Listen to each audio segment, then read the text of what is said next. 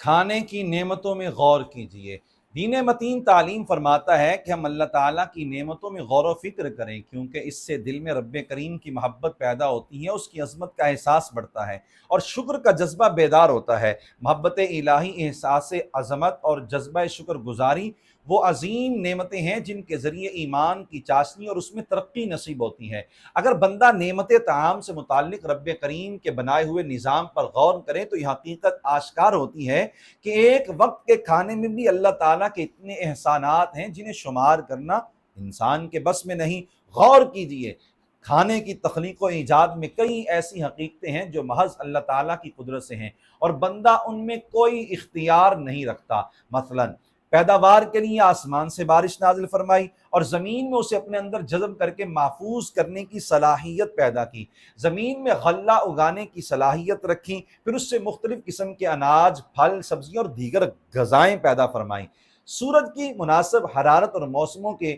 نظام کے ذریعے انہیں پکنے کے قابل بنایا، یوں ہی گوشت کی نعمت کے لیے کئی قسم کے جانور پیدا فرمائے اور ان کا گوشت ہمارے لیے حلال فرمایا۔ اسی طرح سمندروں اور دریاؤں میں بے شمار مچھلیاں پیدا فرمائیں اور ہمیں ان سے فائدہ اٹھانے کی اجازت عطا فرمائی۔ مزید یہ کہ کھانے میں لذت، خوشبو اور ذائقہ وغیرہ پیدا فرمایا تاکہ انسان راحت و سکون کے ساتھ اس عظیم الشان نعمت سے فائدہ اٹھا سکے۔ تخلیق کے بعد ہمیں اس کھانے کی فراہمی میں بھی کئی احسانات الہیہ موجود ہیں۔ مثلا رب کریم نے ہمیں حصول رزق کے لیے کوشش کرنے کی طاقت، عقل اور دیگر اسباب عطا کیے، جانوروں اور مچھلیوں وغیرہ کو ہمارے قابو میں دیا تاکہ ہم ان سے فائدہ اٹھا سکیں، پھر اس رزق کو ہمارے لیے میسر فرمایا اور ہمیں اس کا مالک بنایا۔ فراہمی کے بعد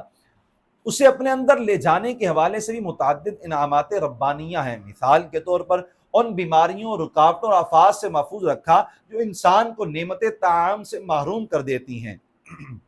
نوالا منہ تک لے جانے کے لیے ہاتھ عطا کیے، اسے چبانے کے لیے دانت دیے، ذائقہ محسوس کرنے کے لیے زبان عطا کی اور نگلنے کے لیے گلے کا بہترین نظام بنایا۔ جب کھانا جسم کے اندر پہنچتا ہے تو اس سے نفع پہنچنے میں بھی اللہ تعالیٰ کی قدرت کے بے شمار جلوے ظاہر ہوتے ہیں۔ مثلا غذا کو ہضم کرنے اور اس سے توانائی حاصل کرنے کے لیے معدہ، جگر، آنتوں اور دیگر اندرونی اعضاء کو سلامت رکھا، پھر غذا کے مفید اجزاء کو جسم کے مختلف حصوں تک پہنچانے اور نقصان دہ چیزوں کو خارج کرنے کا ایسا حیرت انگیز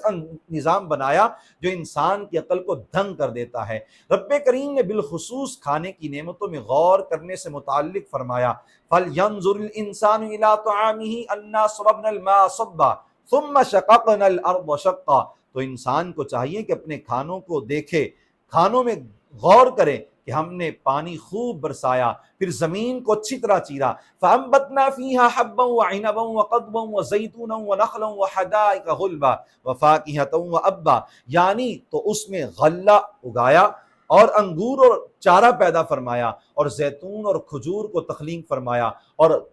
گھنے باغ اور میوے اور گھاس کو پیدا کیا، متاعا لکم ولانعامکم، تمہیں اور تمہارے مویشیوں کو فائدہ عطا کرنے کے لیے۔ یہ حقیقت ہے کہ انسان کھانے کی فکر تو بہت کرتا ہے مگر کھانے میں غور و فکر نہیں کرتا، حالانکہ اسے رزق کے حوالے سے فکر مند ہونے کی ضرورت ہی نہیں، کیونکہ ہر جاندار کا رزق اللہ تعالیٰ نے اپنے ذمہ کرم پر لے رکھا ہے۔